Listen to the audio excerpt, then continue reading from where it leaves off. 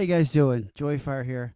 So this is the first time I'm doing this, and I'm about to explain a project, and I'll do it in a way that somebody who knows about this and about doing a mashup is going to be able to learn something, and also people who are new at this, maybe you'll hear something and you'll say, oh, what's that about? And you can go research it elsewhere. I'm not going to go from scratch on every topic, so let's start off with the basic premise that you understand a DAW and preferably Ableton, which is what I'm working in, and the idea of stems, which is when you take a song, for example, in this case, we have the original is, let's get this going here.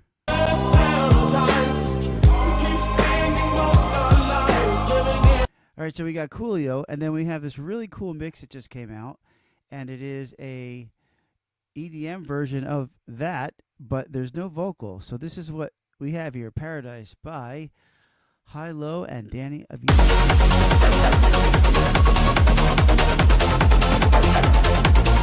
Of course, as soon as I heard that, I was saying, where's Coolio? I want to put the vocal in. It's a great chorus part. And doing a mashup of these two for something I actually want to play was the goal. And that's what I'm going to show you today. So the first thing you might notice is that they're in different keys, unless you don't really have a good ear for that. But this is a different key than this. So, if they can't understand it. And there's also a different tempo going on. So those are the choices that you're going to make right off the bat, is what tempo you want to have the song in, what's going to bend. In this case, I am going to bend the original key to match the new track, because the new track is already produced. It's got a great balance. Don't want to start messing with that. And there's ways of making the original sound good, even if you do pitch it a little bit and take it to a different tempo. So let's jump in with the original here. The original has the vocal and the music together, obviously. So the first thing you want to do is you want to separate them. You want to get the vocal and music separate. There's so many programs out there that can do this for you. I'm not even going to go into all those, but I will tell you what I used. I used the feature in DJ Studio, which is a relatively new program, and I wound up getting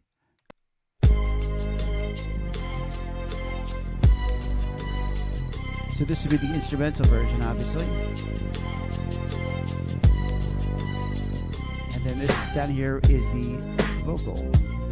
I take a look at my life and realize there's nothing left, because I've been blasting and laughing. It's pretty clean. It's pretty clean. I think DJ Studio did a great job. They have a million other features, so good software. You want to check it out. That was a shameless plug, but it is good. I just see I labeled these incorrectly, so I'm going to just do a quick swapperoo here. I don't know why I did that, but so when you are going to work with another track and the tempo is different, you need to do something with the original. You need to warp it. And warping can be done in Ableton in a really cool way. You'll see I selected both tracks here. I'm going to do it again. The one that is going to be more, how can I say this, have more transients and easier to see where you want to warp, you're going to grab that last. So I did this, I hit Control. Now I have two tracks selected. And you'll notice down here I have a thatched area. That indicates that you're working with more than one track. I'll do that again because I'm going to show you what happens. If you select one track, you get all the features of that track down here on the left where my mouse is. If you select the other track, you get all the features of that track. But if you select two tracks or many tracks, I've done this with as many as like 30 stems at once, you grab both of them. Now what you touch down here is going to affect both, and the way that you can tell that is this thatched off area. The reason you want to do both is because if you want the music to match the music of your new track, whatever the track you're going to be mashing up with, it really needs to be the same tempo. And the vocal is already locked into the rhythm of the original, so you don't want to warp that separately and try to get that to lock in to the new track, because you don't really know without the music, the original music, what the grooves are. So if like Coolio is hanging back on a beat, and then you go try to warp that to the original, you might miss those nuances. So that's why I always warp together. So now let's take a look at what warping together entails. So I have this button here, warp, and complex is the default on mine. I like Complex Pro because when you pitch a vocal, change the pitch on it, the Complex Pro gives you another option called Formants, which will enable you to make the voice sound more natural. Now, if you did it just with complex, you would be able to warp the voice, but there might be some, it might not sound quite as natural. So I always use Pro for that. In fact, I use Pro for music as well. So I warp these two, and now I'm going to select. There you go. They're both selected. Sorry, I thought they were unselected. They weren't. Now, what you'll see here in Ableton, if you're not familiar with this, there's, as I said, a lot of other things, a lot of other places you can find out more about this. So this is a deep dive, but without all the details. My process is to, here's the first beat right there. There's the first transient. That's the first beat. I click on that till that turns yellow. I get rid of the first one. Why did I do that? Because this is the actual start of the beat of the song right here, not this. This little space here happens when you have MP3s. They put a little space in the beginning. It might even be in the mastering. They want to keep a little bit of space before the song starts, so you don't get a right off the bat. So here you go. There's a right-click option here, which I don't see right now. Interesting. It usually is make 1-1 here. In other words, make this the first beat. But you can easily accomplish that by dragging this to the first beat.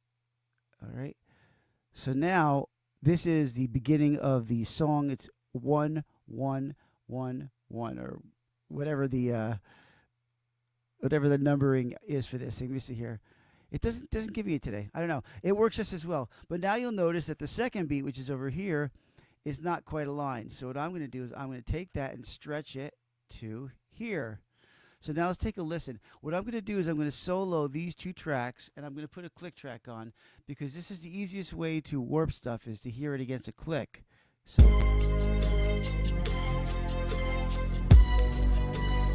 you'll see the first beat lined up. If you look as we keep going, we're going off the beat now. You can see those things are off the beat. As I walk through. So it's very easy to fix that. Now, this song probably was recorded to a drum machine, so the tempo is going to be constant. If you're working with a live track like a band, you're going to notice that the tempo that I fix right now, like if I take this little thing here and drag it, and I don't double click it, I just grab it. It aligned all the things before it and also the things after it. When you create a yellow marker, it almost like starts fresh here, and everything behind it is locked to the grid, but everything in front is still open for interpretation. You'll see what I mean. If I were to do over here down the line, I'm looking for the next beat. This is off. If I were to do a double click and pull this here, sure, it fixed everything behind it, but now everything ahead of it didn't benefit from that. So I don't use these markers, these set markers, unless I'm working with the band. If I know the song is recorded to a steady click, then once I find the right alignment of these beats on the markers, everything should work out. And again, the reason a band is not like that is because a band, the drummer may have started and been really excited about the song, and then started to slow down during the song, and you might have variances from the beginning to end of the track, but that's live music, and we are talking about dance music. So I'm going to scoot ahead here. And every time you make a correction further down the line in a song like this, it gets you closer and closer to the point. So I'm going to jump all the way to the end, and you can see the beats are still drifting. So once I fix this, everything in front of it should be fine. And I also noticed that because I warped it, the end of the track just got longer. So I have to extend the upper part here. Now I have the entire track here. It looks like my entire thing is lined up. Okay, so these markers that I'm dragging, again, you're not double clicking them and turning them yellow. You're just dragging the transient markers on top here. So now this entire track, all the way to the end. Learn, but nobody's here to teach me. If they can't understand it, how can everything's worked properly. And now you also have the ability to separate the music from the vocal where I don't hear it. Okay, so everything, the music and the vocal are all locked into the grid. Now we can start to work with some cuts, taking parts of what we need and bringing them down into the project. This upper area I put original is usually something I turn off after I get all the pieces I need, almost kind of like a workshop. So there you have it. There's my original material. I'm going to leave it a little open so we can see what's going on there. So I'm going to go down to some of the things that I've done. Now, I've already done this. I'm not going to do it from scratch here, but the track with the Gangsta, the Paradise track, the high-low Danny Avila track, didn't have the structure I wanted. So you'll see I had to make some cuts here. I like the introduction, but their introduction was really long. So I already cut the length of the introduction down to a standard 16 bar intro. I think they had a 32 bar intro. Now, we don't need that in the scenarios that I'm in. Maybe in a techno club or something, you want to have really long intro.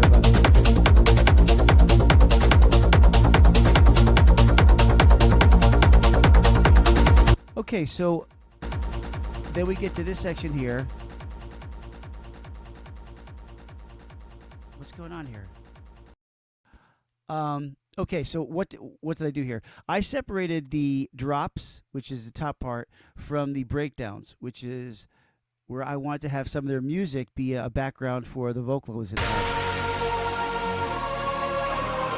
We can take the click off at this point. I already warped the Danny Avila track. In fact, it wasn't even easy. It wasn't even hard to warp because I just pulled it in at the original tempo and it locked to the grid. Now, as you'll notice, my tempo is 145. I believe the original was 130. The reason I did 145, first of all, 145 is a very common tempo lately.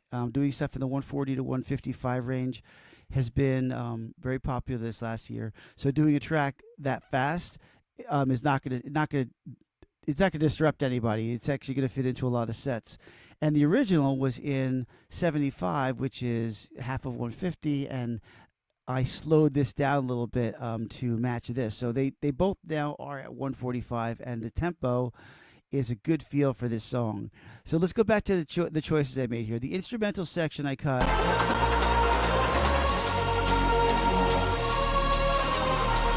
It includes some of the material from this Danny Avila high-low track, and then we get to the build-up. I just cut a little piece out at the end here because I want to stick something in below. And the drop is the same. I think I kept everything for the drop. But what you'll see I did do, I wanted to add some of my own fills and so forth, so I put in a filter. So when we get to the you'll see I pulled the filter up here. I pulled a high pass and I pulled out the lows because I want to put a drum fill in there. So these are some of the things that you'll do with the original. This is different from, I guess, old school mashups. People just laid vocals over instrumentals. Lately, people are way more into production and adding some more of their own stuff. It just makes it more personal. It gives you more shaping capabilities. You can take a track, do more with it that way. Just you have to know a little bit about production. You'll also see I put a track spacer down here. This is a great plugin. If you're not familiar with it, it allows you to carve out frequencies in some audio that you want to reserve for something else. In fact, what you're doing is sidechaining. In this case, I sidechain the vocals, which I haven't even played for you yet, into this track. So the original is going to get out of the way, move, bitch, get out of the way of the original, and let the whatever I assign to it, in this case of vocals, it's going to pull down a little bit of the levels in this area. I'm going to come back and show you how that works once I put the vocals in, but that's what's going on with this track. I also added a little bit of a reverb to this because I wanted to have want to have a little ambiance to it. So these are some of the choices that you might make with an original. I wouldn't do that to the drop, but I wanted to have a little bit more going on for the breakdowns. You'll notice over here that I only use part of the breakdown in the original. That's because I constructed something below here from the Coolio version. I actually grabbed some of this audio. I'll play what I have here. So I have a sample.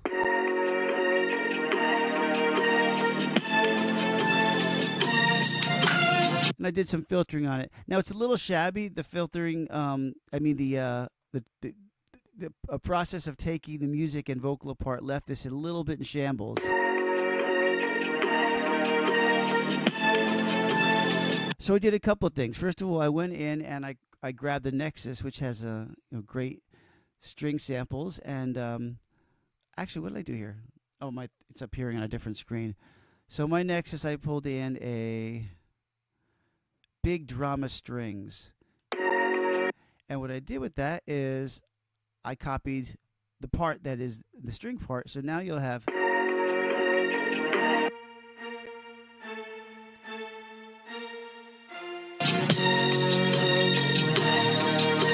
So it doesn't really detract from the original, but it gives it a little bit of delay. It also gives it just fills out the parts that are missing from from the process of removing the vocal.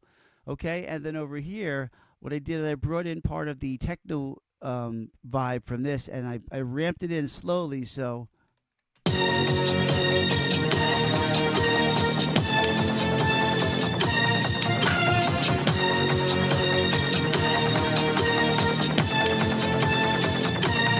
and little by little, I'm taking out the original sample and building up the techno because we're coming into this drop here, and the build up is going to overlap the techno. I mean, these are just layering choices, but when you see what happens with this whole thing, it just feels like it's one contiguous part. I'll play through with the vocal once I get the vocal in here. All right, let's move down to some of my other production choices. The bass stuff in here, I didn't do too much, but I want to have a stronger sub going on. Sorry, not a sub, a stronger bass. I want to have more going on the low end. So it's got sub in it, but it also has the reese in it. And this is for the breakdowns, so you'll hear. I'm going to actually mute out everything except for the original parts I threw together there.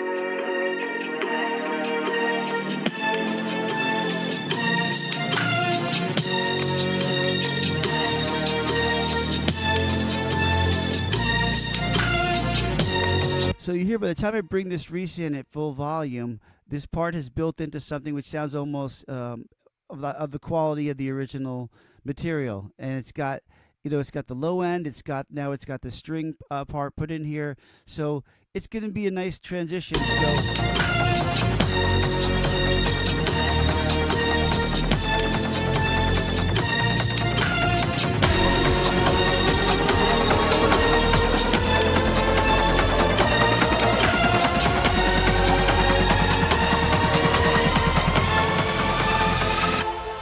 So this whole breakdown here built from that sample. You'll notice I filtered the sample. I tried to make it even shabbier. And when we get down to effects, you're going to notice I even added some record like scratching to go along with it, so that it sounds really just as aged. And then I built it up here.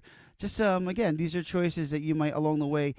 Something might inspire it. Like for me, hearing how crappy the sample was, I'm like, let me try to get this even crappier and make it sound like we're going from an old record into a modern techno song. So that's what this little segment was. So let's move on to drums.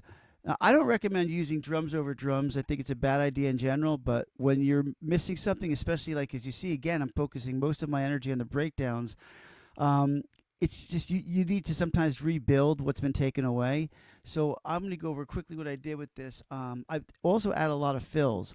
I don't know why, but the Hilo Danny Avila track does not have a lot of fills. I guess techno really doesn't have too many, but you see what I added was tasteful. I added some techno stuff. So let's take a look at some of the things I added here. So the verse kick. For the first section, I just added a very muted kick, and I'll solo it. This is something I do a lot when I'm working with a verse material, like a verse or a breakdown. Come back. Where is it? I don't hear it. Oh, I got it. Sorry, mute it. Every so often, I'm sticking the muted kick in. Now, if you listen back to the original.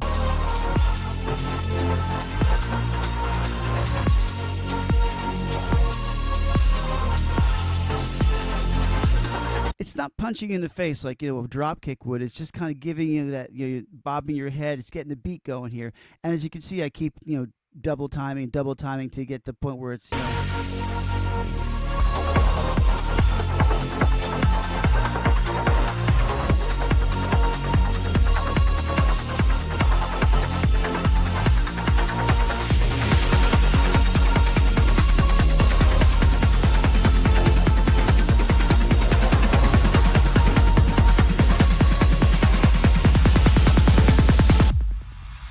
All right, so that whole thing went over what was originally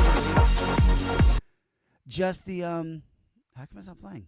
Okay, wrong track.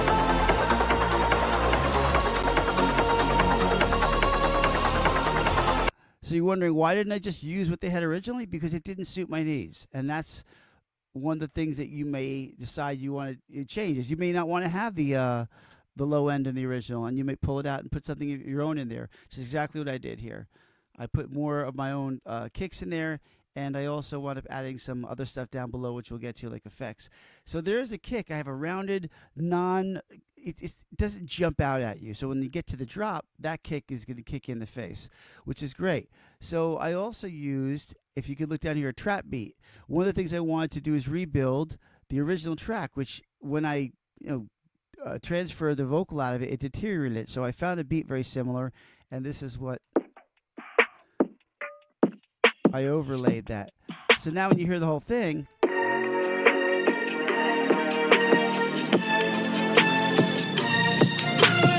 because my beat is so close to the original, it kind of eclipses it, and it gives it a stronger sound, as opposed to being like the original, which got deteriorated from that process.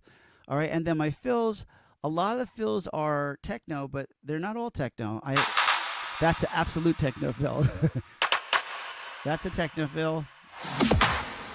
That's a kind of a, I don't know, that's not really a techno fill. I just felt it was good there. So take a listen to the drop without them, and then you'll hear what I added here.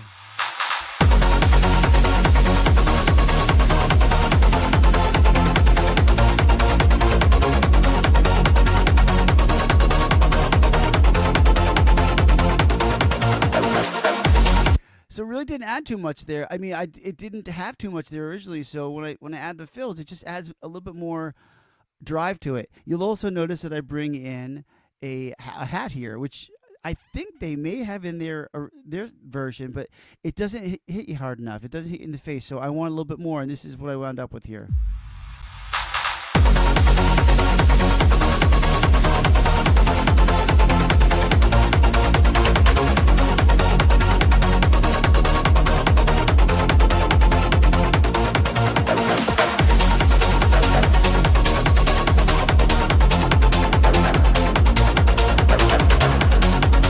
I'm going to bring in a ride.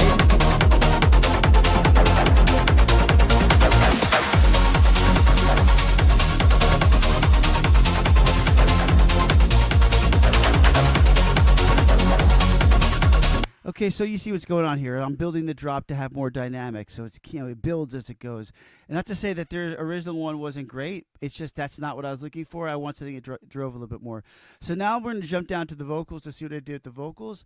I didn't use a lot of Coolio. I actually wound up only using the first breakdown, and then I wound up using his choir. So this is what I kept from the first one. Come on. Yep, I take a look at my life and realize there's nothing left, 'cause I've been blasting and laughing so long.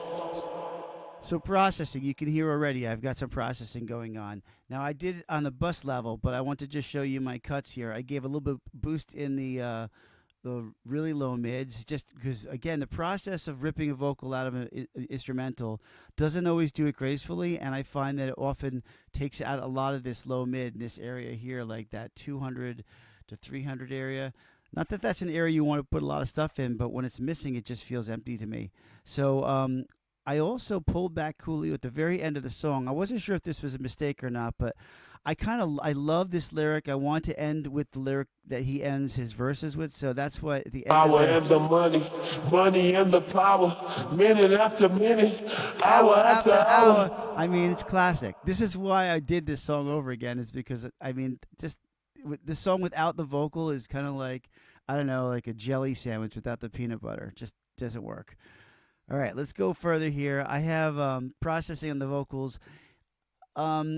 On the left side here, this is a very common thing to do. If you'll notice, I have a delay, I have a reverb, and I've got a dry chain.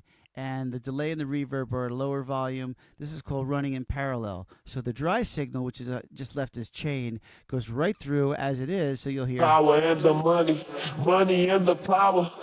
So that's actually just from the recording original. The reverb. Those of you in the know here are going to take a look at this and immediately know what I'm doing. I'm doing a compressor on the chain, this reverb, so that once I create the reverb, the side chain is going to grab from the vocals, and if you see the vocal, whenever there's a vocal, whenever there's Coolio speaking, it pulls down the level of the reverb. That's how the setting. And there's plenty of stuff on how to work a compressor, how to do sidechain compression. But that's what's going on here. Did the same thing for the delay. And the reason this is because you want to have, excuse me, you want to have a good reverb and delay going on, but you don't want it to interfere with the main vocal. So when the main vocal is going, you pull it down a little bit. That's exactly what the side chaining does. You'll also notice I have a kickstart in here. So when I pull in the this section over there over the drop, I have to take some of the I have to take the one beat out, the kick drums out, and that's what's going on with the. Let me get back there. I'm sorry, I lost my track there. And I automated so it only goes on. You'll see it goes on in the drop. And I originally thought I was going to put something here, but there is nothing. Oh, there's this down here. So all the vocals are going through this vocal bus, and I am ducking the vocal bus when I get to the drops. That's what's happening with this this kickstart. Type A. I mean, obviously you're going to know where I got this if you're in Ferrari Production Academy. This is one of Mikey's favorite plugins, and it's become one of mine. It's just a great way back what you would take out, and can add highs, even mids, even some lows in there, but it just does it in such a natural way. So Type A is one of the many things I learned at PPA, Ferrari Production Academy. Let's jump down here to the choir section. So the choir section, you know what? I didn't take off my solo here. Let me get out of there. Okay, now we're getting an equal balance of the delay, verb, and dry signal. Been spending most of their lives living in a gangsta's paradise. They've been spending most. So this is kind of dirty, messy sample, especially when you throw the delay and stuff on it. But since it's over a very busy section, it seems to be okay.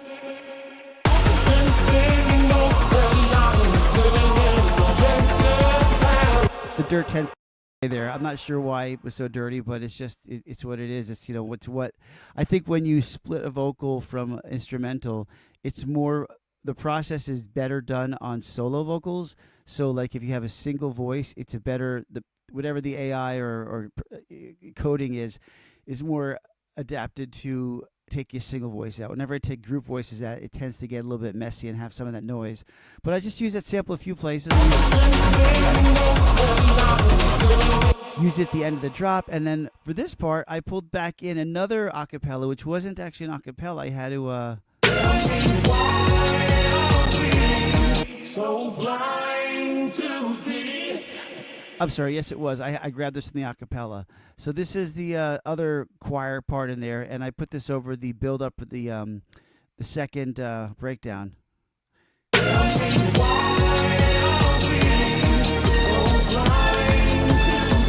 You'll see a couple of other plugins going on here.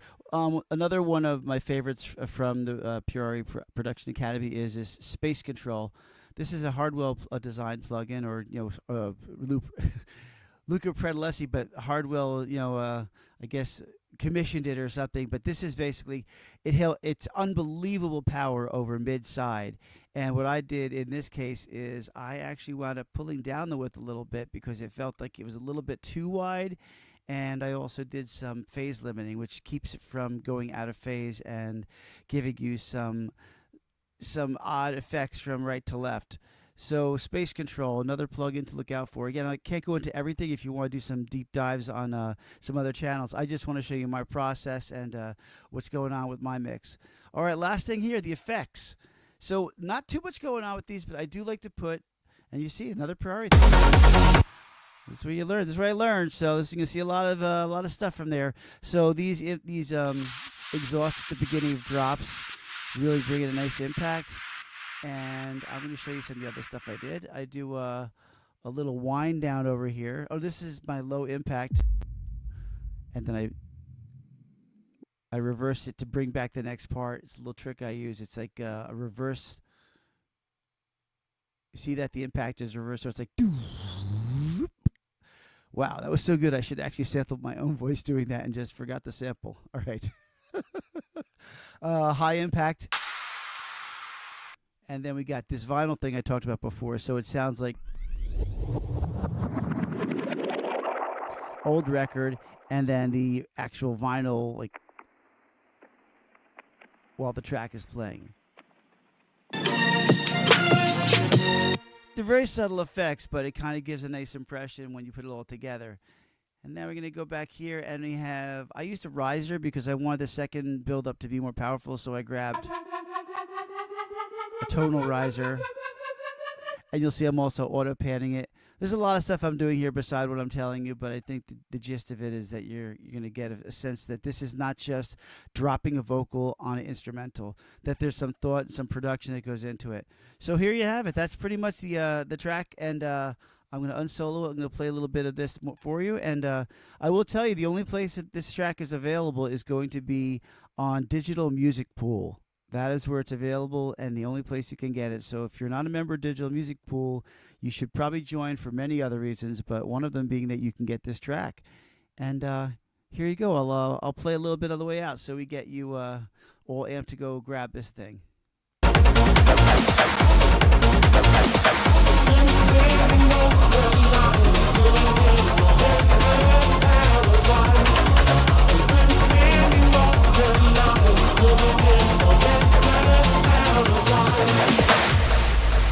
All right, thank you guys very much for watching. Take care.